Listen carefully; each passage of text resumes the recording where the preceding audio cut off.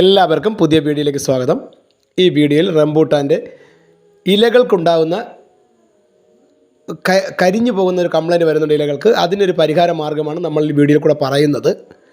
അത് ചെയ്യുന്നതിന് മുമ്പായി, നമ്മൾ ഈ പരിഹാര മാർഗ്ഗം ചെയ്യുന്നതിന് മുമ്പായി നമ്മൾ ഒരാഴ്ച മുമ്പ് തന്നെ ഇതിൻ്റെ മുകളിലെ മണ്ണൊക്കെ നല്ലതുപോലെ ഇളകിയതിന് ശേഷം, ഇപ്പോൾ ചട്ടിയിലായാലും തറയിലായാലും കവറിലൊക്കെ ഒരുപാട് ആൾക്കാർ റംബൂട്ടാൻ നട്ടിട്ടുണ്ട്.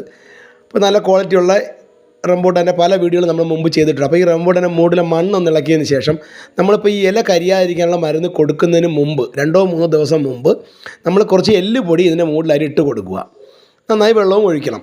അത് കഴിഞ്ഞ് ഒരു 2-3 ദിവസം കഴിഞ്ഞതിന് ശേഷം നമ്മൾ റംബൂട്ടാൻ്റെ വലിപ്പം അനുസരിച്ച് അത്യാവശ്യത ഇപ്പോൾ ഈ കാണുന്ന മീഡിയം ടൈപ്പ് വലിപ്പമാണെങ്കിൽ ഓരോ റംബൂട്ടാൻ്റെയും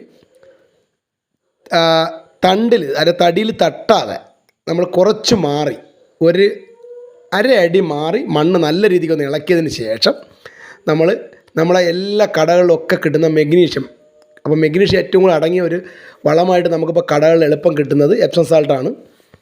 അപ്പോൾ എപ്സം സാൾട്ട് നമ്മൾ മേടിച്ചിട്ട് അതിൽ നിന്ന് 2 സ്പൂൺ വെച്ച് എപ്സം സാൾട്ട് ഒരു 15 ദിവസത്തിലൊരിക്കലും നമ്മൾ റംബൂട്ടാൻ്റെ മുകളിൽ ഇട്ട് കൊടുക്കുകയാണെങ്കിൽ റംബൂട്ടാൻ്റെ ഇലകൾ കരിയുന്ന ഒരു അസുഖം നമുക്ക് 100% മാറ്റിയെടുക്കുവാൻ സാധിക്കും.